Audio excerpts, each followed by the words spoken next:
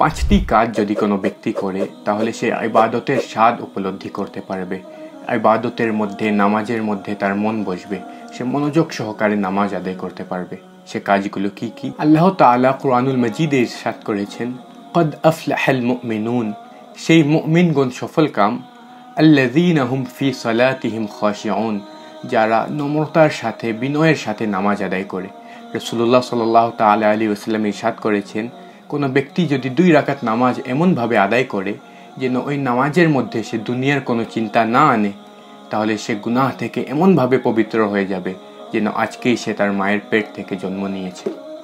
তবে আমাদের মধ্যে অনেকেই এমন রয়েছে যারা অনেক বছর থেকে নামাজ আদায় করতেছে, কিন্তু তারপরেও তার নামাজের মধ্যে মন বসে না, সে নামাজের স্বাদ উপলব্ধি করতে পারে না, নামাজের মধ্যে তার মনোযোগ আসে না। এর থেকে মুক্তির উপায় কি? নামাজের মধ্যে মনোযোগ বৃদ্ধি করার বিভিন্ন উপায় উলামায়ে কেরাম বর্ণনা করেছেন, যার মধ্যে থেকে 5টি উপায় আপনাদের সামনে তুলে ধরব, যার মাধ্যমে একজন ব্যক্তি নামাজের স্বাদ উপলব্ধি করতে পারবে এবং সে একাগ্রতার সাথে মনোযোগ সহকারে নামাজ আদায় করতে পারবে। নামাজের মধ্যে মনোযোগ বৃদ্ধি করার প্রথম শর্ত হচ্ছে নামাজের জন্য যথাযথভাবে প্রস্তুতি গ্রহণ করতে হবে।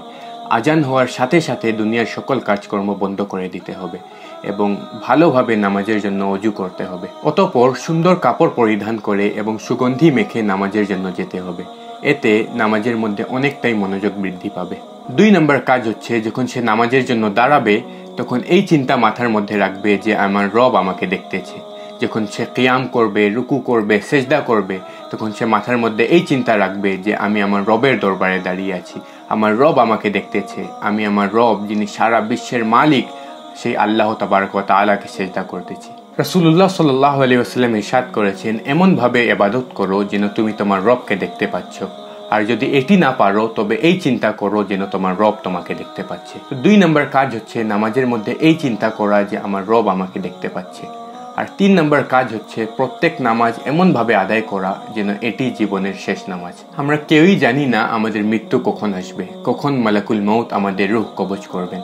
কোনো ব্যক্তি যদি জেনে যায় যে এই নামাজটি তার জীবনের শেষ নামাজ, এরপরে সে কোনো নামাজ পড়ার সুযোগ পাবে না, তবে সে ওই নামাজটি কেমন একাগ্রতা এবং একনিষ্ঠতার সাথে মনোযোগ সহকারে আদায় করবে। তাই প্রত্যেক নামাজের মধ্যে এই চিন্তা মাথায় রাখতে হবে যে হতে পারে এটি আমার জীবনের শেষ নামাজ, হতে পারে এই সেজদাটি আমার জীবনের শেষ সেজদা, এরপরে আমি আর কোনো নামাজ পড়ার সুযোগ পাবো না। এর মাধ্যমে তার মনোযোগ অনেক বৃদ্ধি পাবে। 4 নম্বর কাজ হচ্ছে নামাজের প্রত্যেকটি রুকুন ধীর স্থিরভাবে আদায় করা। যখন রুকু থেকে দাঁড়াবে তখন ধীর স্থিরভাবে সোজা হয়ে দাঁড়ানো, আবার যখন সেজদায় যাবে তখন ধীর স্থিরভাবে সেজদা হয়ে যাওয়া, একটি সেজদা করার পর ধীর স্থিরভাবে সোজা হয়ে বসা। আমরা অনেকেই রুকু থেকে সোজা হয়ে দাঁড়ানোর পূর্বেই সেজদায় চলে যাই, আবার একটি সেজদা করার পর সোজা হয়ে বসার পূর্বেই দ্বিতীয় সেজদা করে ফেলি। রাসূলুল্লাহ সাল্লাল্লাহু আলাইহি ওয়াসাল্লাম যখন নামাজ আদায় করতেন তখন এমন ধীর স্থিরভাবে নামাজ আদায় করতেন, হযরত আয়েশা সিদ্দিকা রাদিয়াল্লাহু তাআলা আনহা ইরশাদ করেছেন, রাসূলুল্লাহ সাল্লাল্লাহু তাআলা আলাইহি ওয়াসাল্লাম যখন নামাজ পড়তেন এবং নামাজের মধ্যে কিরাত করতেন তখন এতক্ষণ পর্যন্ত কিরাত করতে থাকতেন যে আমরা মনে করতাম যে আর রুকুতে যাবেন না। যখন তিনি রুকুতে যেতেন তখন এতক্ষণ পর্যন্ত রুকু করতেন যে আমরা মনে করতাম আর রুকু থেকে সোজা হয়ে দাঁড়াবেন না। যখন রুকু থেকে সোজা হয়ে দাঁড়াতেন তখন এতক্ষণ পর্যন্ত দাঁড়িয়ে থাকতেন যে আমরা মনে করতাম আর সেজদায় যাবেন না। এরপর যখন সেজদায় যেতেন তখনও সেই একই অবস্থা। সাহাবায়ে কেরামগণ যখন নামাজ আদায় করতেন তখন এতক্ষণ পর্যন্ত সোজা হয়ে দাঁড়িয়ে থাকতেন যে আকাশের পাখিরা তাদেরকে খেজুর গাছ মনে করে তাদের মাথার উপর বসে পড়ত। আল্লাহু আকবার। তাই নামাজের মধ্যে মনোযোগ বৃদ্ধি করার 4 নম্বর কাজ হচ্ছে নামাজের প্রত্যেক রুকুনকে ধীর স্থিরভাবে আদায় করা, এবং 5 নম্বর কাজ হচ্ছে নামাজের মধ্যে আমরা যা পাঠ করে থাকি এর অর্থ মুখস্থ করা। আমরা অনেকেই রয়েছি যারা অনেক বছর থেকে নামাজ আদায় করতেছি কিন্তু নামাজের অর্থ জানি না।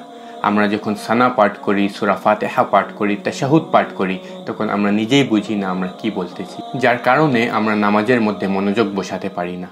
তাই নামাজের মধ্যে মনোযোগ বসানোর জন্য কমপক্ষে নামাজের মধ্যে আমরা যা পাঠ করে থাকি, যে সূরাগুলো পাঠ করি, যে দোয়াগুলো পাঠ করে থাকি, এর অর্থ মুখস্থ করে রাখতে হবে। তো এই 5টি কাজ, 1 নম্বর হচ্ছে নামাজের জন্য যথাযথভাবে প্রস্তুতি গ্রহণ করা, 2 নম্বর হচ্ছে নামাজের মধ্যে এই চিন্তা করা যে আমার রব আমাকে দেখতেছে, 3 নম্বর হচ্ছে নামাজ এমনভাবে আদায় করা যেন এটি আমার জীবনের শেষ নামাজ, 4 নম্বর হচ্ছে নামাজের প্রত্যেক রুকুন ধীর স্থিরভাবে যথাযথভাবে আদায় করা, এবং 5 নম্বর হচ্ছে নামাজের মধ্যে আমরা যা যা পড়ি, যা যা পাঠ করি তার অর্থ মুখস্থ রাখা। এই 5টি কাজ যদি একজন ব্যক্তি করে তাহলে তার নামাজের মধ্যে অনেকটাই মনোযোগ বৃদ্ধি পাবে। সে একাগ্রতার সাথে মনোযোগ সহকারে নামাজ আদায় করতে পারবে এবং নামাজের মধ্যে সে স্বাদ উপলব্ধি করতে পারবে। আল্লাহ তাআলা আমাদের সবাইকে আমল করার তৌফিক দান করুক। আমিন বিজাহিন নবিয়িল আমিন ওয়া আখিরু দাওয়ানা আনিল হামদুলিল্লাহি রাব্বিল আলামিন। আসসালামু আলাইকুম ওয়া রাহমাতুল্লাহি ওয়া বারাকাতুহু।